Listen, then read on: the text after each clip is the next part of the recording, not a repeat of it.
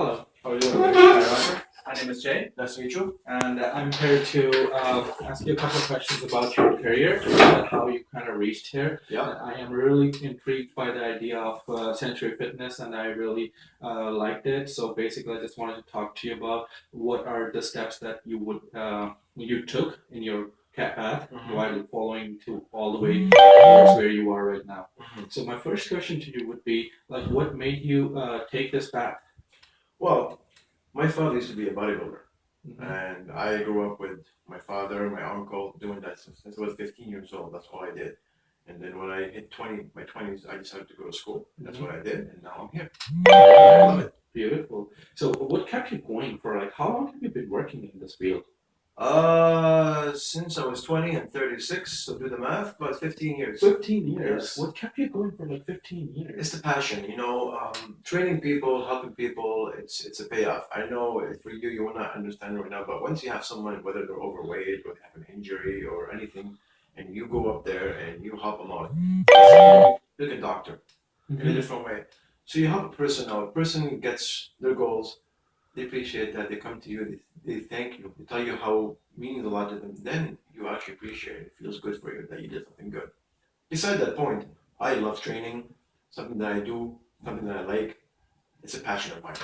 Beautiful. Like that's well said, Roger. Like your passion and everything is the key word here to actually keep you Absolutely. going for like 16 years. Yeah, Right. your job is like your best friend. You have to get along with your job. You have to be able to like your job. And that's why when you start to do something that you like, something that you have fun with. A job is not just going to work and coming home. A job is fun. But you have to have the right job for fun. So for me, working out, training with people, lifting weights, helping people out, that's for me fun. If you ask me that I can do a different job that pays more money, I'd say no because I might do it, but I'm not happy. Wow. If you're not happy, your qualification is not going to help you because you're not happy with your job or you're not happy with what you're doing. But if you're happy, then your qualification will help you, your body will help you, your soul will help you. That's how it goes. Well, basically, what you just said is just wrap around things like you said, like your education, your interest, and your passion should be in line. In line, absolutely. Right.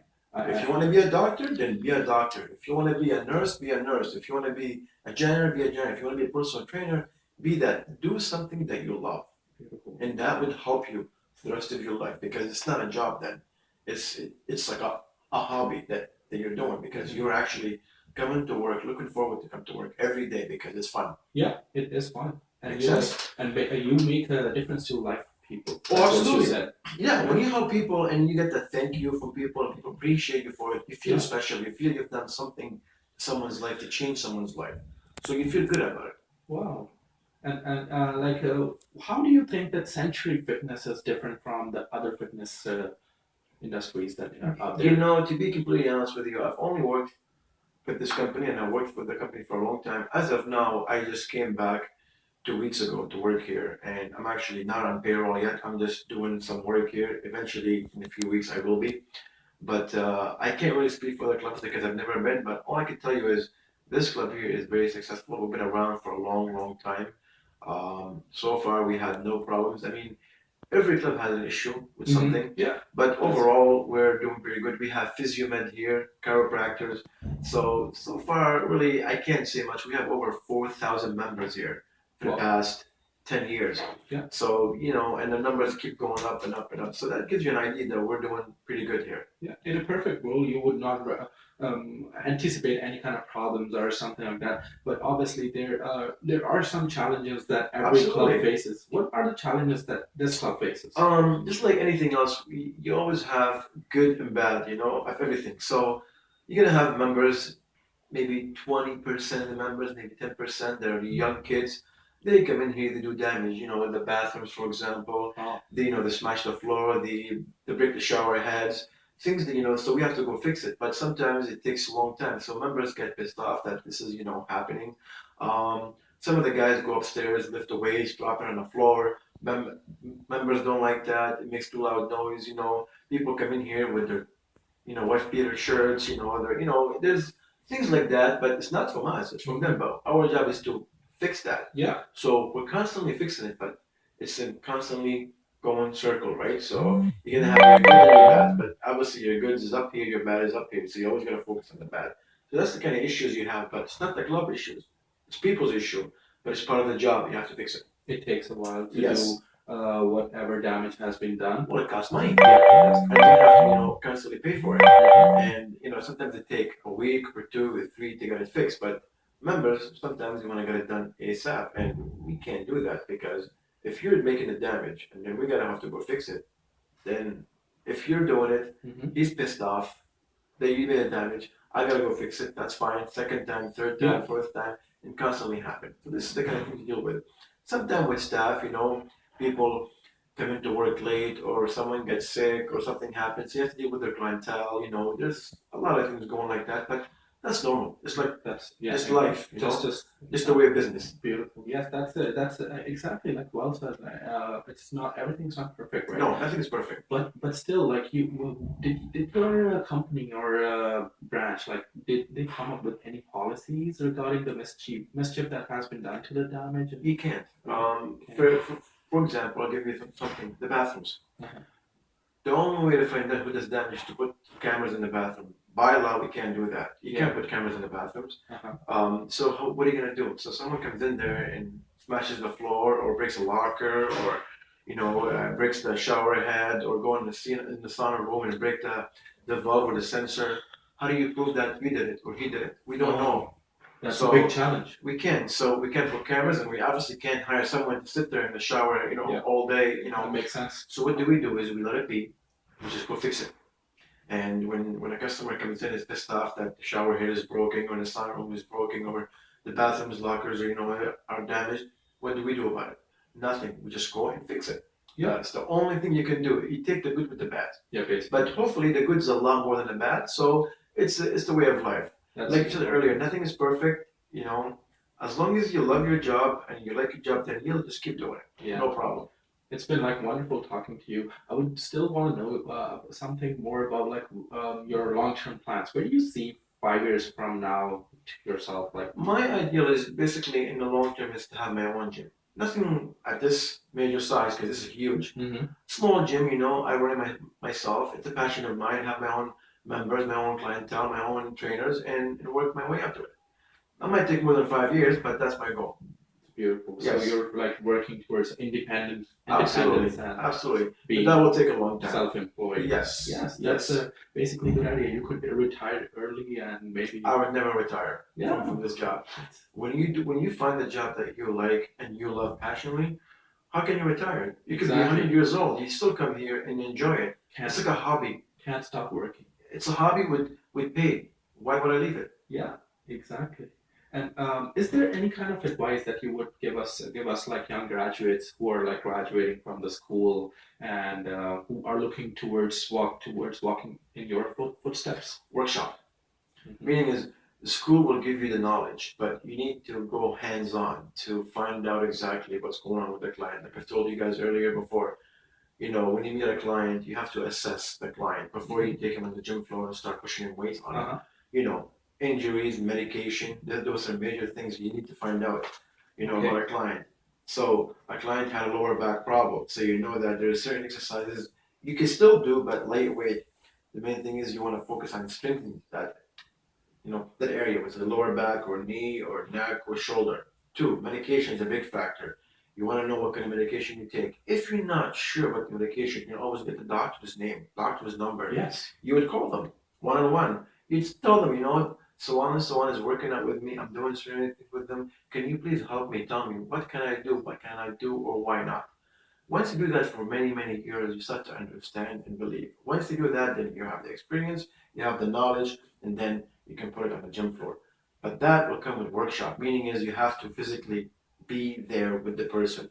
The school does not give you that much of it, but they give you the knowledge how to work around that, which is a great thing. Yeah, basically like familiarize ourselves with the concept of personal training hands-on. That's Yes, the best hands-on idea. is the best idea. Yes, Best idea I Yes. like about because it's very rightly said like school gives us something that's knowledge. knowledge. Give you the knowledge. Yes, and maybe we need something more than school to practice it. absolutely. You And- do. Yeah. Workshop and hands-on is the best thing for you. After school, you must go to school to understand it, and then When you understand how it works, then you can go and work it. And that's by doing a workshop or hands-on, like we talked about. Well, now, Roger, I would like to talk to you about one more thing Go that ahead. basically it's a little thing that's very little talked about. People want to talk about the educational part of personal training. They want to talk about how things get going, but I want to talk about the sales aspect of it. Mm-hmm. Like how do you kind of sell your skills to people that don't even know you? How do you make trust between them? Like for example, if a client is coming to you and he's brand new to you, how would you like kind of build a trust between him and like kind of take him from there? Well, the trust comes in time, but with a client, when you like, let's say for example, you're no client, you have goals. Reason why you're here because you have goals, whether to lose weight, gain weight, cut strength, or be active, or be healthy. Now, these are your goals. One of these are your goals. Yeah, if I help you to get there with my knowledge, my experience, what are you gonna do? You're gonna respect me and trust me. So again, how you do that on the gym floor. So if you come in here, I talk to you, you want to lose 20 pounds, let's say. I take you on the gym floor, I show you my experience, I share with you my knowledge. We work out for a few months, and then once you lose weight in about 2 months, you lose 20 pounds. Then what do you think of me? I'll trust you Why do you trust me? because you helped me To reach get my to your goals. goals, Yes, right? I yes. help you to get to your goals. I have knowledge that can do that. So trust comes in time. Yeah. By helping someone. So that's how it goes. Now, in sales, same thing with sales.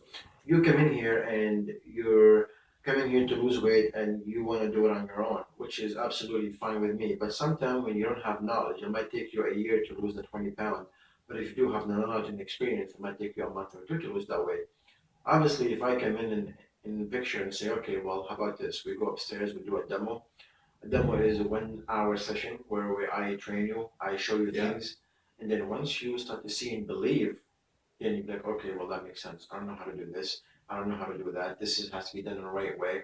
This has to be done this way. But then when I show you this, you come back, and then eventually the next day you might go on your own, but you're gonna realize, okay, you know what? I'm doing this wrong. This is not how it's done. I gotta be pushed hard, pushed less. I don't know how to do that. Then you come back downstairs, you talk to me, you tell me, listen, I need your help. And that's when I come in and I help you. And then when I help you and you start to lose the weight, then the trust comes naturally. Beautiful, beautifully said. Like I'm literally, I have the same conviction, but it does comes with time. Yes. Like it takes time. Trust comes with time. Yeah, to build the trust. It's like a relationship. It is In a any relationship. Yes. Just like You have to provide the person what they need. And if you can do that by helping them, then you have the trust 100%. yeah, And they will listen to you, especially when you make them lose weight or gain weight or get the goals they want. Once they get to their goals, then they trust you because you've got me there. When I come to you and I say I need you to get me there, and you did, then why should I trust you? I have no reason to distrust your. Exactly. When I tell you I need you to eat more protein, less carb, do this or do that, more cardio, you will follow through what I told you because it worked. Mm-hmm. Yeah. And Roger, like it's well said, trust comes with time. But I want to talk to you one more aspect of personal training. Mhm. I've been talking to a lot of personal trainers these days, and the major difficulty that they are facing is like kind of time management. Basically, if you're scheduled, if you have a client scheduled for like 2 a.m., 2 p.m. to 3 p.m., if it turns out to be like 2:15, how do you compensate those 15 minutes? Like, Well, is it okay for you? it all depends. Let's say I have a client from 1 to 2, Uh-huh. and at 2 o'clock I have another client, Mhm. 2 to 3. So if I have a client 2 to 3, that means I'm with you for 1 hour because it's not fair for the other clients to wait 15 minutes. Yeah. So I will, in my head, knowing that I'm gonna write a program or my procedure is it's only for 1 hour at 1 o'clock exactly. Thank you. Have a nice day. I'll see you later because I have a client. But you have to always explain yourself why you're leaving. Now, if you have no clients after your first client, then you can spend the 15, 20 minutes with the client. That's how you build the trust. It's Mhm. by putting more time and effort on your own. But usually an hour is a really, if you know what you're doing, obviously, if you're a good trainer, you know what you're doing, an hour to 45 minutes is a perfect time Perfect. for someone to be trained because 45 minutes of training and 15 minutes of warming up. You always have to get the client to warm up before they train. Yeah. You must. Exactly. It's a big factor because you provide injuries. You know, there's a lot of things involved with the warm up. It gets you going big time. Beautiful. Like it's I really have the same kind of conviction because you have to spend a time with the client, Absolutely. but you have to draw a line somewhere that kind of like does not violates the other person's principles because he's kind of waiting. It's not fair for him to wait. That's right. But obviously this person came late, but he had a genuine reason to be late because maybe he was stuck somewhere or something. But you have to accommodate and draw the line, find the middle ground somewhere, and kind of go from there. Yes, if you have someone that is late, half hour, 15 minutes, of course, an excuse is a big factor. If somebody was in a car accident or they're stuck in a highway or whatever, and let's say they came in half hour late, you know that's not fair to give them half hour session, so you will reschedule the person. But if the person is always late, I think it's two things. They're not confident, they have no commitment, and then why should you pay for it? Why should your next client that comes here every day pay for it? Yeah. That doesn't make sense.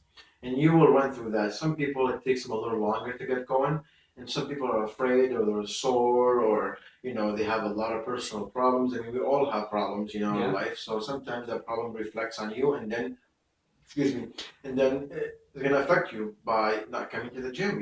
And these things happen. But again, experience and time will teach you how to handle this.